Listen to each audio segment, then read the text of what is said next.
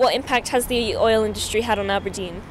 Well, speaking as someone who's been in Aberdeen since 1947, when I was born, I lived through the start of the oil industry arriving, and it made a massive difference to Aberdeen.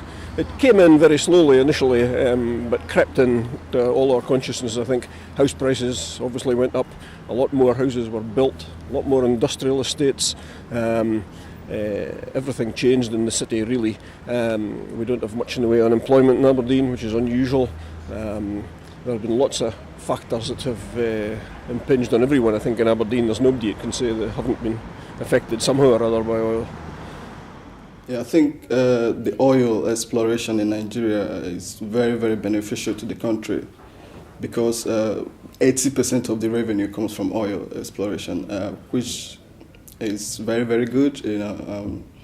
But I think it's good for the country. It's good for Nigeria as a country, but it's not necessarily good for Nigerians. So that's where I think most of the problem lies. And most of the Nigerians that live in the oil-producing areas probably feel they are not engaged. They are not part of the, most people call it the national cake. So, when they are not involved through could be employment, could be, training, could be, infrastructure, at least for the neighboring areas. So they feel they are not involved, they are not engaged. So that could be some sort of motivation for vandalism and those kind of adverse effects with regards to oil exploration. What you have are people who do not have the skills to get into the oil sector, and then they pick up arms. Now, at the moment, there's an amnesty program going on. It's educational.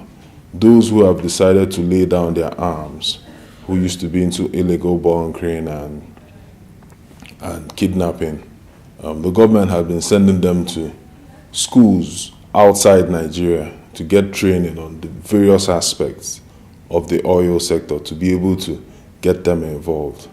Now, the difference is many of them are getting it later on in life, while in Aberdeen you tend to get that basic level of education at an early age.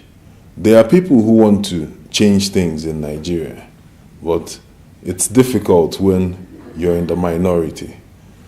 Because it's not a welfare state, you can imagine what a combination of this lack of social services means for the populace. Same thing in housing. So you have slums developing.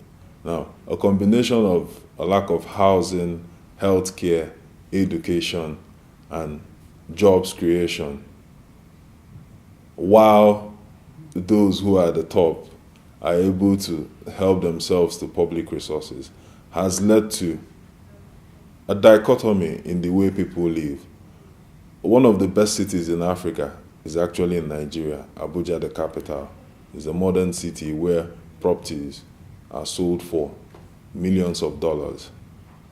Now, the domestic staff of those who actually live in these properties, many of them live in slums. So you find out that everyday life for most people contrasts, between those that have, the very few that have, and those that do not have.